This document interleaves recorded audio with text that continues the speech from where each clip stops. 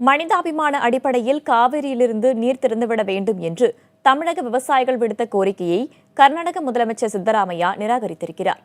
சம்பா சாகுபடிக்கு காவிரியிலிருந்து நீர் திறந்து விடப்படாத நிலையில் தமிழக விவசாயிகள் 20 பேர் கொண்ட குழுவினர் சித்தராமையாவை சந்திக்க சென்றனர். பெங்களூருவில் இருக்கும் அவரது இல்லத்தில் தமிழக இயற்கை நீர்வழி பாதுகாப்பு இயக்க தலைவர் KP ராமலிங்கம் தலைமையில் விவசாயிகளின் சந்திப்பு நடைபெற்றது. தமிழக விவசாயிகளின் மனுவை பெற்றுக்கொண்ட சித்தராமையா போதிய மழை பெய்யாததால் கர்நாடகாவில் நீர் பற்றாக்குறை ஏற்பட்டிருப்பதாக தெரிவித்ததாக தெரிகிறது. மழை பெய்தால் தமிழகத்திற்கு தண்ணீர் திறக்கப்படும் என்றும் அவர் கூறியுள்ளார். மேலும் சம்பா சாகுபடிக்கு நீர் திறந்தால் மட்டுமே தங்களின் வாழ்வாதாரத்தை காக்க முடியும் என்று தமிழக விவசாயிகள் வலியுறுத்தியதை அடுத்து அது தொடர்பாக பரிசீலிப்பதாக சித்தராமையா தெரிவித்திருப்பதாக விவசாயிகள் கூறியுள்ளனர்.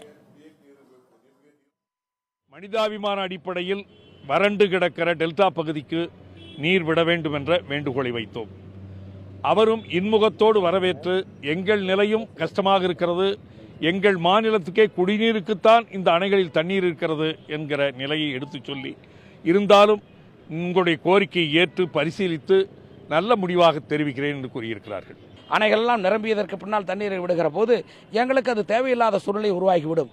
ஆக இப்பொழுது எங்களுடைய தேவையை கருதி விவசாயிகள், தமிழ்நாட்டு விவசாயிகளும் இந்திய விவசாயிகள் தான், கர்நாடகத்தில் இருக்கக்கூடிய விவசாயிகளைப் போல இவர்களும் உங்களுடைய சகோதரர்கள் தான் என்ற அடிப்படையில் சகோதர மாநிலமாக இருக்கிற காரணத்தால் ஒரு மாநிலத்தினுடைய பாதிப்பை நீங்கள் கருத்திலே கொண்டு இந்த மாநிலத்திற்கு நீங்கள் உடனடியாக தண்ணீர் விட வேண்டும் என்று கேட்டிருக்கோம்.